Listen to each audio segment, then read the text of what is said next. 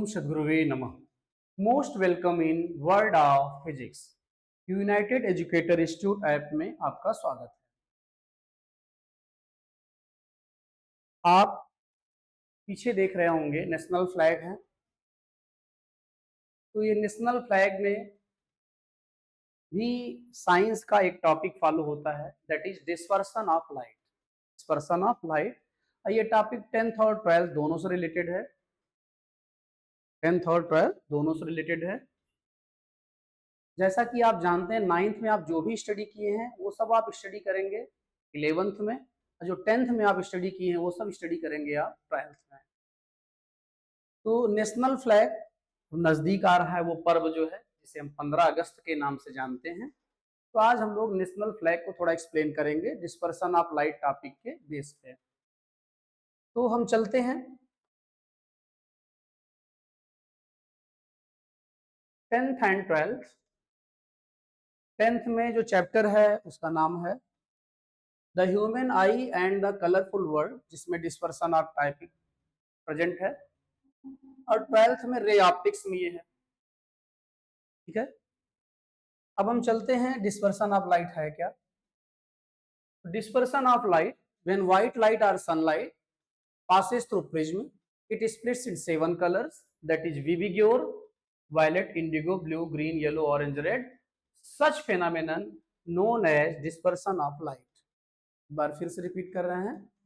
When white light or sunlight passes through prism or raindrop, it splits in 7 colors, that is vivigur, violet, indigo, blue, green, yellow, orange, red. Such phenomenon known as dispersion of light. अब ये prism क्या है, तो भैया देखो dispersion of light क्या होता है। प्रिज्म का क्रॉस सेक्शन बना हुआ है, ग्लास का प्रिज्म है, व्हाइट लाइट इंटर कर रही है, आप देखिए 7 कलर्स में स्प्लिट हो रही है। ऊपर कौन सा कलर है, रेड है, फिर ऑरेंज, फिर yellow, green, blue, indigo, violet. और नीचे से देखा जाए तो विविग्योर, violet, indigo, blue, green, yellow, orange, red. ये रेड कलर ही ऊपर क्यों होता है, वायलेट ही क्यों नीचे होता है, ये इसी अरेंजमेंट में क्यों होता है, इन सब का एक कारण है जो हम लोग डिस्कस करने जा रहे हैं। ठीक है, अब बात आती है प्रिज्म क्या है। तो आपके सामने देखो प्रिज्म दिख रहा है। तो प्रिज्म में आप देखिए यहाँ 3 रेक्टेंगुलर फेस हैं। कितने फेस हैं, 3 रेक्टेंगुलर फेस हैं। और फ्रंट से आपको क्या दिख रहा है, ट्रायंगुलर दिख रहा है। बैक साइड से भी क्या दिख रहा है, ट्रायंगुलर दिख रहा है। तो यहाँ कुल कितने फेस हैं, 5 फेस हैं, जिसमें से 2 ट्रायंगुलर हैं और 3 क्या है, रेक्टेंगुलर हैं। और 3 रेक्टेंगुलर फेस में से एक फेस जो है as a base of the prism काम करेगा, जिसके थ्रू रिफ्रैक्शन नहीं होगा। रिमेनिंग 2 फेसेस के थ्रू रिफ्रैक्शन होगा, और इन फेसेस को हम रिफ्रैक्टिंग फेसेस बोलते हैं। क्या बोलते हैं, रिफ्रैक्टिंग फेसेस बोलते हैं। और रिफ्रैक्टिंग फेसेस के बीच में जो एंगल फॉर्म होता है उस एंगल को हम एंगल ऑफ प्रिज्म बोलते हैं। क्या बोलते हैं, एंगल ऑफ प्रिज्म बोलते हैं। अब इस प्रिज्म को किसी प्लेन से हम इसको, इसके जो ट्रायंगुलर सेक्शन है, जो ट्रायंगुलर पोर्शन है, उसके पैरेलल काटना शुरू करें तो आप देखेंगे बहुत सारे आपके ट्रायंगुलर सेक्शंस निकलेंगे, जिन्हें हम प्रिंसिपल क्रॉस सेक्शन कहते हैं। जिन्हें हम क्या कहते हैं, प्रिंसिपल क्रॉस सेक्शन कहते हैं। अब प्रिंसिपल क्रॉस सेक्शन ही फॉर्म करके हम लोग बाकी चीजों को डिस्कस करेंगे। अब जैसे प्रिंसिपल क्रॉस सेक्शन क्या है, ये ट्रायंगुलर पोर्शन ही प्रिंसिपल क्रॉस सेक्शन कहलाएगा, और रिमेनिंग जितने भी डिस्कशन होंगे इसी से। अब हम लोग ये बात करने जा रहे हैं कि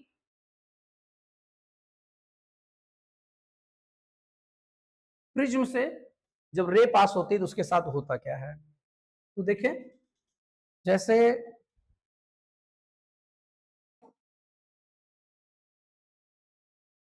अब ये प्रिज्म है, प्रिज्म नहीं है, प्रिज्म का क्रॉस सेक्शन। अब यहां से कोई रे आती, ऐसे सीधा चली जाती यदि प्रिज्म ना होता तो। लेकिन ऐसा तो है नहीं कि प्रिज्म है नहीं, प्रिज्म है तो ये सीधा नहीं जाएगी। और आप जानते हैं कि रियल रे, वो चाहे इंसिडेंट हो, चाहे रिफ्रैक्टेड हो, चाहे रिफ्लेक्टेड हो, उसी को हम लोग डार्क ड्रा करते हैं और रिमेनिंग को हम डॉटेड ड्रा करते हैं। इसलिए डॉटेड ड्रा हो रहा है यहाँ पर प्रिज्म के से पास होने के बाद, क्योंकि प्रिज्म ना होता तब ये रे सीधा जाती, और प्रिज्म है तो ये सीधा नहीं जाएगी। अब ये जाएगी किधर, उसके लिए हम क्या करेंगे, यहां पर एक नॉर्मल ड्रा करेंगे और ये एंगल ऑफ इंसिडेंस हुआ। एक्चुअली हम जा रहे हैं किस मीडियम से किस मीडियम में, रेयरर से डेंसर में। कहां से कहां जा रहे हैं, रेयरर से डेंसर मीडियम में जा रहे हैं। और रेयरर से डेंसर मीडियम में जाते हैं तो रे बेंड्स टुवर्ड्स नॉर्मल, ऐसा हम लोग डिस्कस कर चुके हैं। तो बेंड्स टुवर्ड्स नॉर्मल का मतलब है क्या रे नॉर्मल की ओर आ जाएगी या नॉर्मल रे की ओर चला जाएगा, हाँ बोलो जरा, रे नॉर्मल की ओर आ जाएगी, बहुत सही। तो रे जो है नॉर्मल की ओर आ जाएगी, मतलब ये गैप कम हो जाएगा, गैप कम हो जाएगा। तो ये गैप कम हो गया, देखिए पहले गैप ज्यादा था। अब रे जब यहां जाएगी, अब फिर कहां से कहां जा रही है, वो डेंसर से रेरर जा रही है।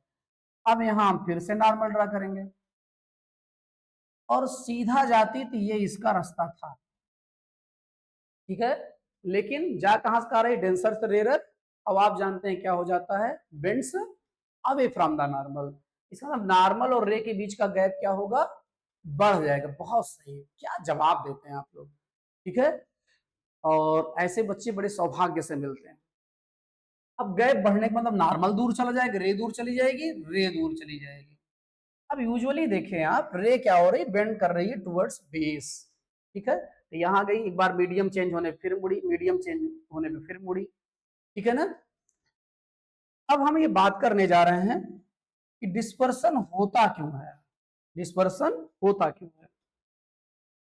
अब जैसे ये आपका प्रिज्म का क्रॉस सेक्शन है। अब एक रे ऐसे आई, अब प्रिज्म ना होता तो ऐसे सीधा वो चली जाती, लेकिन प्रिज्म है, प्रिज्म है तो वो सीधा नहीं जाएगी। अब आप जरा ध्यान दें, यहां आप नॉर्मल ड्रा करें, ये हुआ एंगल ऑफ इंसिडेंस। ये लाइट जो है ये है व्हाइट लाइट, ऐसी लाइट है व्हाइट लाइट, या आप सनलाइट भी ले सकते हैं। इसमें कुल कलर कितने हैं, VIB GYOR, 7 colours, violet, indigo, blue, green, yellow, orange और रेड, ठीक है। अब जरा देखें बेटा, अब ये सातों कलर में सबसे ज्यादा वेवलेंथ, सबसे ज्यादा वेवलेंथ किस कलर का होता है, रेड का। सबसे कम किसका होता है, वायलेट का। तो वायलेट से रेड की ओर वेवलेंथ क्या होती है, इंक्रीज होती जाती है। तो फिर सबसे ज्यादा स्पीड रेड कलर की होती है, सबसे कम किसकी होती है, वायलेट कलर की होती है, ठीक है। अब वायलेट कलर की सबसे कम, रेड कलर की सबसे ज्यादा होती है। रिफ्रैक्टिव इंडेक्स की बात हम बाद में करेंगे, पहले हम देखें फ्रीक्वेंसी। क्या देख रहे हैं, फ्रीक्वेंसी। फ्रीक्वेंसी जो है वेवलेंथ के इनवर्सली होगी, तो जिसकी वेवलेंथ सबसे ज्यादा है उसकी फ्रीक्वेंसी सबसे कम होगी, और जिसकी वेवलेंथ सबसे कम है उसकी फ्रीक्वेंसी सबसे ज्यादा होगी। इसका रेड से वायलेट की ओर फ्रीक्वेंसी बढ़ेगी। अब आप जानते हैं जिन कलर्स की फ्रीक्वेंसी वायलेट से भी ज्यादा होती है, कलर्स क्या मतलब जो भी वेव्स की, इलेक्ट्रोमैग्नेटिक वेव्स की, उन्हें हम अल्ट्रावायलेट रेडिएशंस बोलते हैं। और जिनकी फ्रीक्वेंसी रेड से कम होती है उन्हें हम इंफ्रारेड बोलते हैं, ठीक है। अब हम बात करते हैं रिफ्रैक्टिव इंडेक्स, किसकी बात करते हैं, रिफ्रैक्टिव इंडेक्स की बात करते हैं। तो जरा देखें रिफ्रैक्टिव इंडेक्स में क्या होता है। अब जैसे डेंसर मीडियम का रिफ्रैक्टिव इंडेक्स आपसे पूछें तो क्या होगा, ज्यादा होगा। क्या होगा, ज्यादा होगा। अच्छा, डेंसर मीडियम मतलब होता है सघन, सघन मतलब घना, डेंस। और घने में जहां जो भीड़ भाड़ हो वहां आपको दौड़ने के लिए कहा जाए तो आपकी स्पीड क्या होगी, कम होगी। तो लाइट की स्पीड भी डेंसर मीडियम में क्या होती है, कम। और रिफ्रैक्टिव इंडेक्स क्या होता है, ज्यादा। रिफ्रैक्टिव इंडेक्स ज्यादा और स्पीड कम। कैसा रिलेशन हुआ, इनवर्सली। कैसा रिलेशन हुआ, इनवर्सली। इसका मतलब स्पीड यदि का एरो इधर जा रहा है तो रिफ्रैक्टिव इंडेक्स का जो एरो है वो इधर जाएगा, रिफ्रैक्टिव इंडेक्स, ठीक है। क्या, रिफ्रैक्टिव इंडेक्स। अब जरा ये ध्यान दें, एयर में ये सातों कलर साथ चल रहे हैं। एयर में सातों कलर क्या कर रहे हैं, साथ चल रहे हैं। सात लोग एक दूसरे का हाथ पकड़ के साथ साथ कब दौड़ सकते हैं, जब उन सबकी स्पीड अलग अलग हो या उन सबकी स्पीड सेम हो। हाँ क्या हो, उन सबकी स्पीड सेम हो। तो देखें जरा, तो एयर में यदि व्हाइट कलर मिल रहा है तो इसका मतलब यह है कि सातों कलर हमेशा साथ साथ हैं, इसलिए व्हाइट मिल रहा है। और सातों कलर साथ साथ में है, इसका मतलब एयर में इनकी स्पीड क्या है, v1, और जो कि सबके लिए सेम है, इसलिए v1 को हम बोल देंगे कांस्टेंट। क्या बोल देंगे, कांस्टेंट बोल देंगे। सही बात समझ में, क्योंकि यदि सबकी स्पीड सेम नहीं होती तो साथ साथ चल नहीं सकते थे, और यदि ये साथ साथ चल रहे हैं तो इसका मतलब इन सबकी स्पीड सेम है। ठीक है, तो सातों कलर जब साथ साथ चलेंगे तभी उनका कंबाइन इफेक्ट व्हाइट होगा। और व्हाइट कलर को कलर ऑफ पीस कहते हैं। क्यों कलर ऑफ पीस कहते हैं, क्योंकि पूरा समाज, पूरा विश्व, सारे धर्म के लोग, सारे जातियों के लोग, ऊंच नीच सब जब साथ मिलके चलेंगे, कदम से कदम मिला के चलेंगे, ठीक है, तभी पूरे विश्व में शांति हो सकती है। इसीलिए व्हाइट कलर को कलर ऑफ पीस कहते हैं, क्योंकि व्हाइट कलर तभी मिलता है जब ये सातों रंग साथ चलते हैं। तो पीस तभी मिलेगी, शांति तभी मिलेगी जब सब साथ मिलकर चलेंगे। तो इसीलिए जो है आपके नेशनल फ्लैग में जो ये व्हाइट वाला कलर है इसको कलर ऑफ पीस कहा जाता है। क्या कहा जाता है, कलर ऑफ पीस। तो ये कलर ये बताता है कि जैसे सात कलर साथ मिलके चले तो व्हाइट मिला, ऐसे ही सब लोग साथ मिलकर चलोगे तो शांति मिलेगी। इसीलिए व्हाइट कलर को कलर ऑफ पीस कहा जाता है। अब बाकी बातें हम लोग अभी बाद में करेंगे।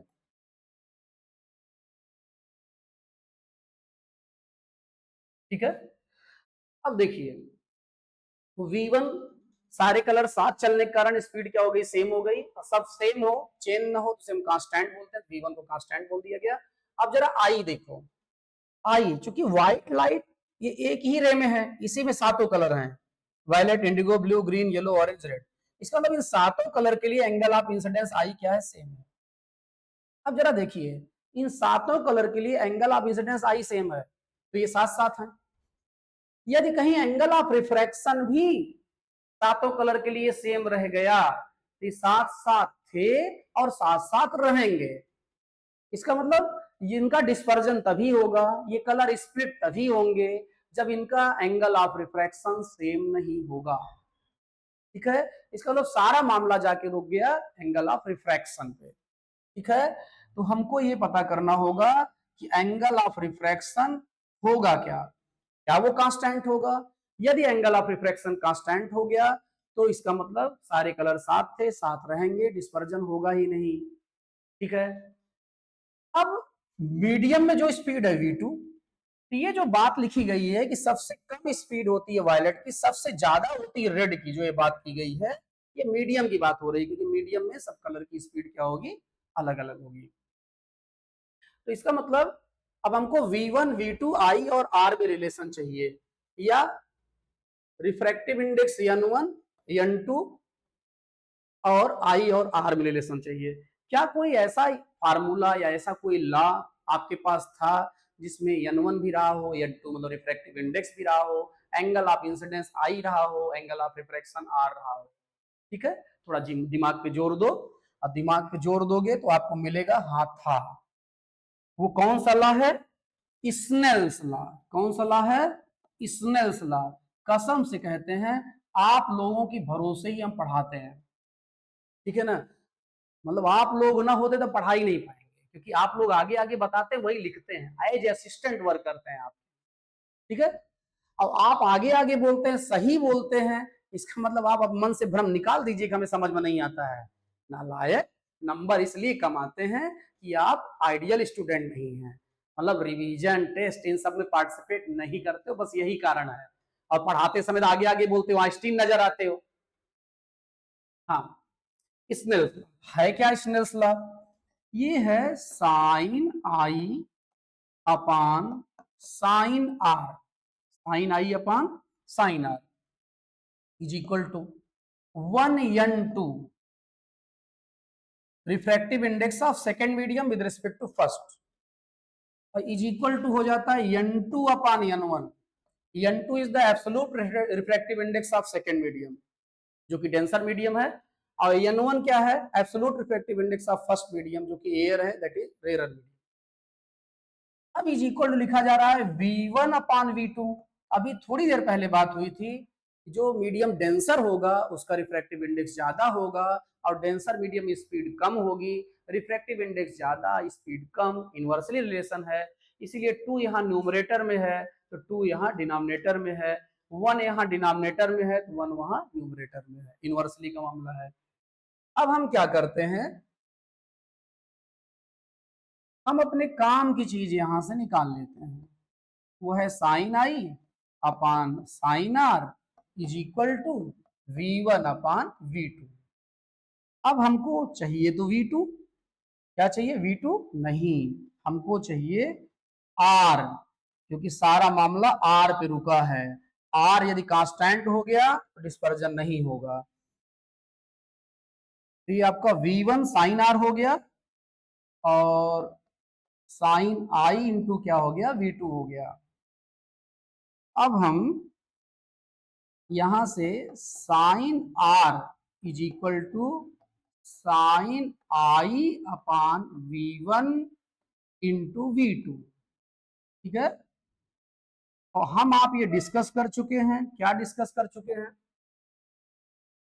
हम आप ये डिस्कस कर चुके हैं कि ये जो आई है और ये जो v1 है ये कांस्टेंट है। हम आप ये जानते हैं कि कांस्टेंट लगाने से प्रोपोर्शनलिटी हट जाती, इक्वल लिख देते हैं, और कांस्टेंट रिमूव करने से हम प्रोपोर्शनलिटी लगा देते हैं।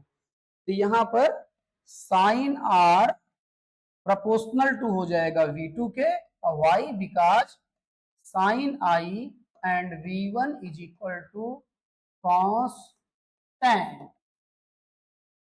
और जैसा कि आप जानते हैं एंगल ऑफ इंसिडेंस और एंगल ऑफ रिफ्रैक्शन जो है ये आपका एक्यूट एंगल होगा, दैट मींस हमेशा लेस देन 90 होगा।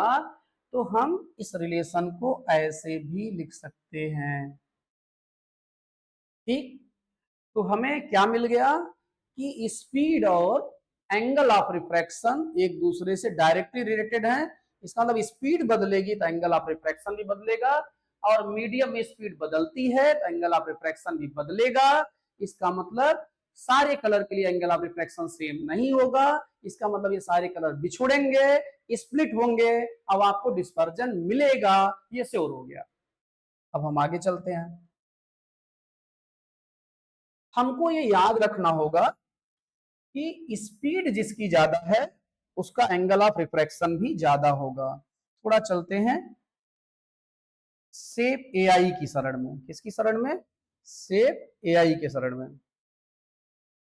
लेकिन उसके पहले हम लोग बात करते हैं, थोड़ी जानकारी लिख लें उसके बाद चले वहां पे।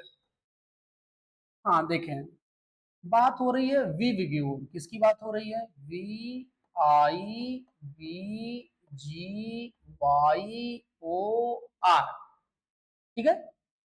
सबसे ज्यादा स्पीड है रेड कलर की, और अभी अभी हम पढ़ के आए हैं कि एंगल ऑफ रिफ्रैक्शन स्पीड के प्रोपोर्शनल होगा। तो आर या एंगल ऑफ रिफ्रैक्शन, जिसकी स्पीड ज्यादा होगी उसका ज्यादा होगा, जिसकी स्पीड कम होगी उसका कम होगा, ठीक है। इसको आप रटे रहेंगे। और अभी हम चल रहे हैं डायग्राम बनाने। अब हम चलते हैं शेप एआई की शरण में, इसकी शरण में, शेप एआई की शरण में। और ये रहा आपका अपना प्रिज्म। ये प्रिज्म नहीं है प्यारे, प्रिज्म का क्या है,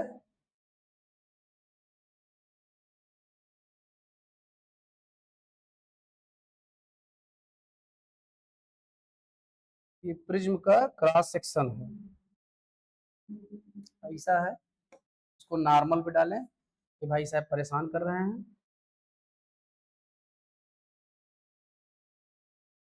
सेलेक्ट करें,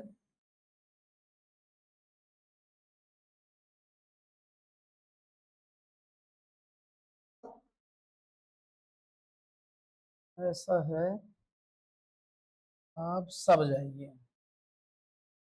तो ये टेक्नोलॉजी जो है कभी कभी हैरान करती है। अब ये रिकॉग्नाइज ही नहीं कर पा रहा है सेप एआई।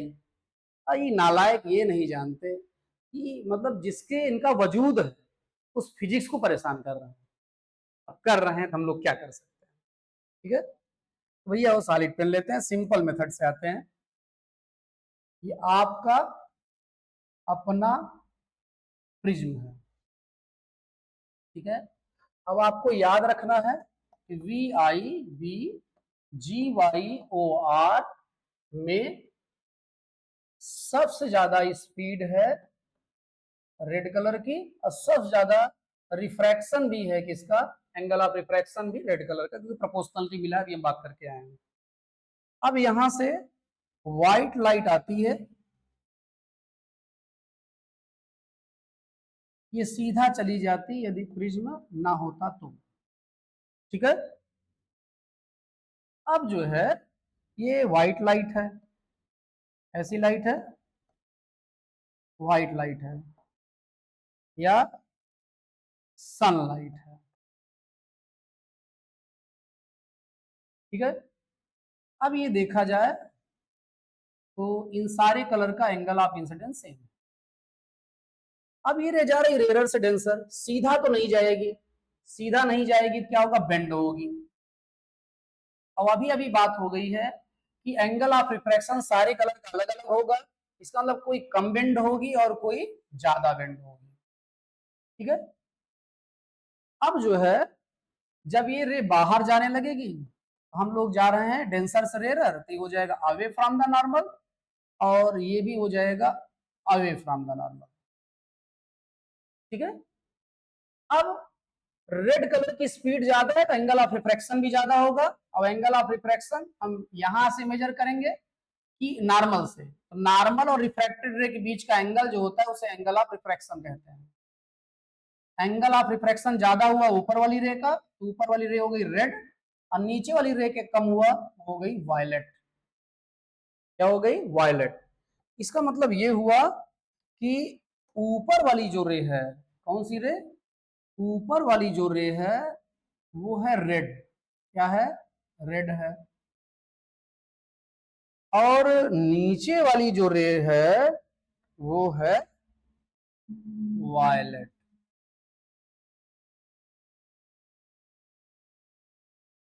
ठीक है, समझे। ये रेड, ये वायलेट है, और ये है रेड, ठीक है। और क्यों ऐसा है, क्योंकि ये जो आपका नॉर्मल है उससे एंगल यहाँ कम बन रहा है, यहाँ ज्यादा, जिसका कम बनेगा वो वायलेट है, जिसका ज्यादा बनेगा वो रेड है, ठीक है। और इसी क्रम में सारे कलर क्या होंगे, बीच में स्प्लिट हो जाएंगे। 5 और बचते हैं, ये 1 2 3 4 5। अब आप ये सोच रहे हैं 5 क्यों काउंट करें, टोटल 7 हो गए, ध्यान दो, 2 पहले से बने थे। ये हो गया V I B G Y O R, ठीक है। तो आप समझ गए ऊपर रेड कलर क्यों होता है, नीचे वायलेट कलर क्यों होता है। अब देखो ये रे यही स्प्लिट हो जाएंगे, क्योंकि एंगल ऑफ रिफ्रैक्शन ये डिसाइड कर रहा है कि अलग होंगी या अलग नहीं होंगी। इसका मतलब ये यही स्प्लिट होंगी, ठीक है। ये आगे कहीं जाके स्प्लिट नहीं होंगी। और जो मेन रूट है, मेन रूट से नीचे ही रहेंगी, क्योंकि रेयर से डेंसर जा रहा है, बेंड्स टुवर्ड्स नॉर्मल, ठीक है। अब हम ऐसा कह क्यों रहे हैं, बड़ा जोर क्यों दे रहे हैं इस बात पर, तो देखो प्यारे, कुछ लोग क्या करते हैं, ले आए व्हाइट लाइट, मारे फव्वारा, अब वो रट के बैठे हैं जो है कि नीचे होगा violet, indigo, blue, yellow, V I B G Y O R, रट के बैठे हैं, फव्वारा चला रहे हैं। जबकि जैसे ही एंगल ऑफ रिफ्रैक्शन बनेगा वहीं से अलग होंगे, इसका मतलब अंदर आते ही अलग हो जाएंगे। और जो इंसिडेंट रे उसके ऊपर नहीं जाएंगे, क्योंकि इनको टुवर्ड्स बेस बेंड ही करना है, ठीक है। अब कुछ तो और महान होते हैं, वैसे ले आते हैं यहाँ, बहरवा जाने देते हैं, फिर यहां से मारते हैं फव्वारा। भैया रटना नहीं, फिजिक्स रटने की चीज नहीं है, समझो तब रटो, नहीं तो बवाल हो जाएगा। ठीक है, तो आप डिस्पर्जन का कारण समझ गए।